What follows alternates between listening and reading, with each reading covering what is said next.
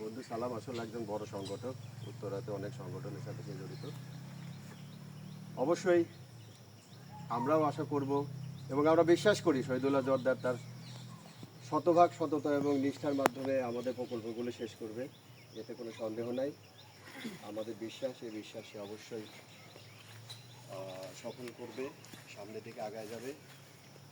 এ পর্যায়ে আমি আমাদের এই অনুষ্ঠানের বিশেষ অতিথি মাসুম ভাইকে বলবো আমাদের উদ্দেশ্যে কিছু বক্তব্য দেওয়ার জন্য। ধন্যবাদ। আসসালামু আলাইকুম। সম্মানিত শেয়ারহোল্ডারগণ এবং আমার মঞ্চে যারা অতিথিবৃন্দ আছে সবাইকে সালাম জানাই। আসসালামু আলাইকুম। আসলে যে কোনো কাজেরই আমরা সবাই জানি যে আগে দর্শনধারী তারপরে বিনিয়োগ।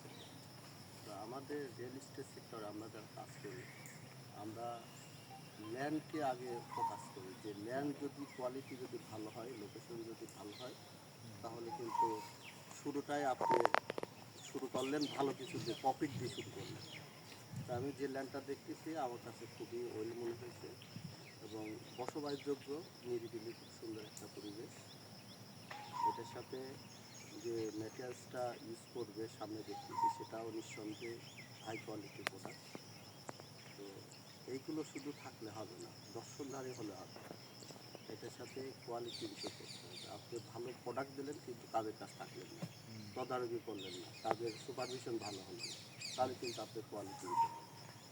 আমরা অনেকেই আছি নন টেকনিক্যাল, টেকনিক্যাল না, হয়তো বা একটু মোবাইল টোবাইল দেখে অনেক সময় এসে প্রজেক্টে এসে অনেক রকমের কথা বলি। আমাদের রিয়েল এস্টেট সেক্টরে আমরা দেখছি আমাদের যে সম্মানিত ক্লায়েন্ট যারা তারা কিন্তু অনেকেই 2-4 জন মানুষ থাকে একটু বেশি বোঝার। আমি দেখছি যে বেশি বোঝে, যে ইঞ্জিনের সাথে বাজায়, ওর কাজটাই দিন শেষে খারাপ হয়, যার কাজ তাকে করতে দেয় না, কারণ উনি জানে কীভাবে কাজটা করতে হবে।